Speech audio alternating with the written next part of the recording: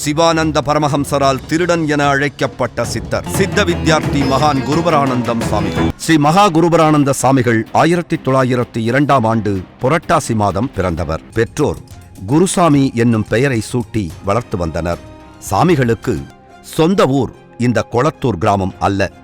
அவர் உடுமலைப்பேட்டை அருகில் உள்ள பெரியப்பட்டி என்ற ஊரைச் சேர்ந்தவர் என்றும் ஜமீன் குடும்பத்தை சேர்ந்தவர் என்றும் கூறுகிறார்கள். சாமிகள் வாழ்ந்த ஆசிரமத்தில் தான் தவம் செய்வதற்காக பூமிக்கு அடியில் பள்ளம் தோண்டி ஒரு அமைப்பை ஏற்படுத்தியிருக்கிறார். தவம் செய்வதற்காக உள்ளே இறங்கும் சாமிகள் 48 நாட்கள் கழித்துதான் வெளியே வருவார். சாமிகள் பாதாள அறையில் தவமிருக்கச் சென்றுவிட்டால் பக்தர்களும் சீடர்களும் பயந்து போவார்களாம்.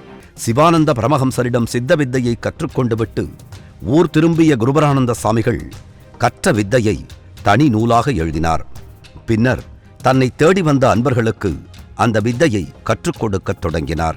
சாமிகள் 1984ஆம் ஆண்டு பிப்ரவரி 3ஆம் நாள் ஜீவசமாதியானார். இதைத் தொடர்ந்து சாமிகளுக்கு ஜீவசமாதி எழுப்பப்பட்டது.